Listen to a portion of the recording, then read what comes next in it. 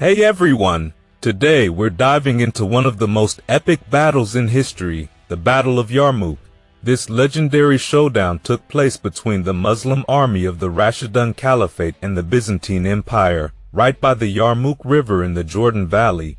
Now, this wasn't just any battle. It was a 6-day slugfest from August 15th to 20, 636 CE. And here's the kicker. The Muslim army, led by Khalid ibn al-Walid, was massively outnumbered, but still, they pulled off a huge win. So, let's break it down. This victory wasn't just any triumph, it completely shifted control of the Levant in Syria from the Byzantines to the Rashidun Caliphate. Khalid, often called the Sword of God, cemented his legendary status with this win, and it's still talked about to this day. Now, let's rewind a bit and set the stage. After Prophet Muhammad passed away in 632 CE, his close companion Abu Bakr became the first caliph. But things didn't start off smoothly. Arabia erupted into rebellion as many tribes felt their loyalty ended with the Prophet's death. These tribes were labeled as apostates, and the Rashidun military, led by none other than Khalid, crushed them in a series of battles called the Rida Wars. Within a year, order was restored. With Arabia under control, Abu Bakr set his sights on expansion, targeting both Iraq and Syria. Khalid was sent to Iraq, where he quickly started racking up victories. But when the Syrian front came under threat of a Byzantine counterattack, Abu Bakr redirected Khalid to help out there. The man didn't waste time. He crossed a brutal desert with his men, defeated a major Byzantine force at Ajnadin in 634 CE, and just kept pushing forward. Here's where things take a twist. Abu Bakr passed away and was succeeded by Umar, who for whatever reason, maybe personal or maybe tactical, stripped Khalid of his command. Instead, Umar placed Abu Ubaidah in charge, a leader known for his integrity and moral strength. But even with Khalid technically out of command, the Muslim forces kept rolling, capturing key cities like Damascus, and defeating Byzantine forces in other major battles. Now the Byzantines, led by Emperor Heraclius, weren't just going to sit back and watch.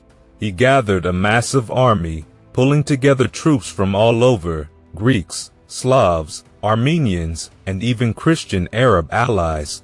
Even though the Rashidun forces were outnumbered, they had the upper hand in strategy.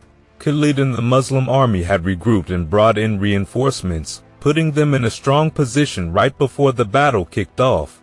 Although Khalid wasn't officially in command, his unmatched reputation on the battlefield spoke for itself. Abu Ubaidah, who lacked the same military expertise, wisely decided to hand over command to Khalid, trusting his strategic brilliance. The Byzantines, on the other hand, initially delayed their advance. They had planned to attack in coordination with their new allies, the Sassanids, hoping for a double strike. But the Sasanian ruler, Yazdegerd III, needed more time to get his forces ready, and the Byzantines, growing impatient, decided to move forward alone. Khalid, being the sharp tactician he was, recognized that the Muslim army's position in the north was vulnerable. So, he made the call to withdraw his troops to a more favorable location beyond the Yarmouk River. This wasn't just a random move. The flat, undulating land of the plateau was perfect for the swift and mobile Arab light cavalry, which made up about a quarter of his entire army.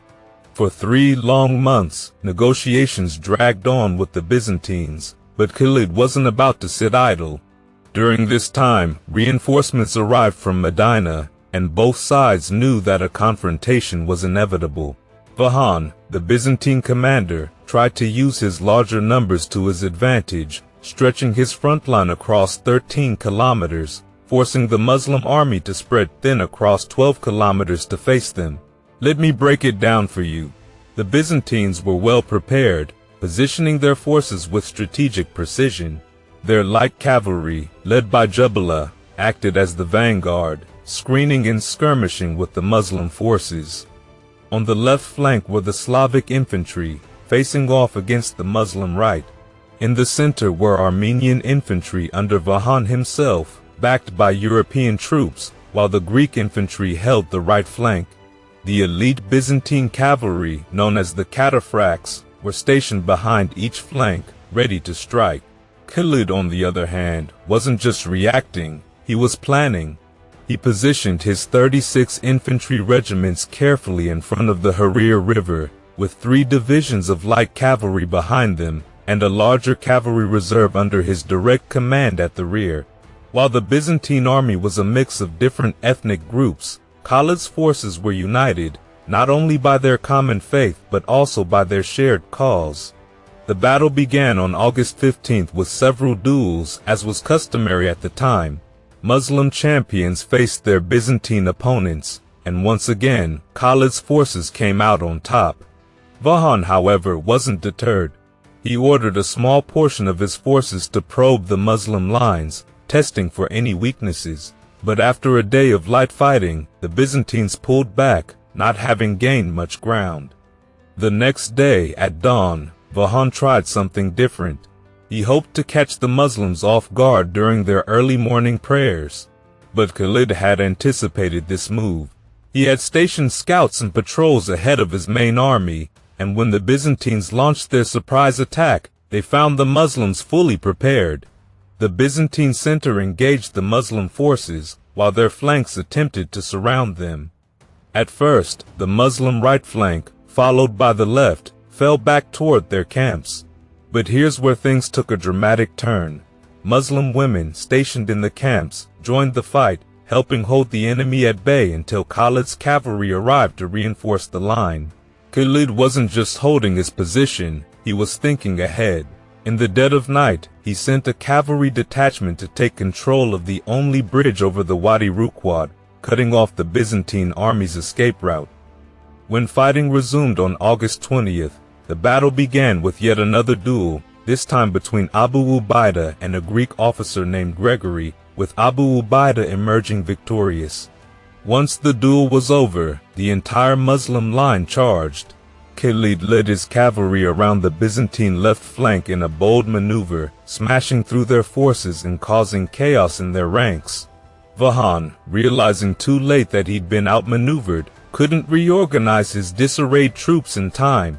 Surrounded on 3 sides, with no way to escape, the Byzantine army was in total disarray.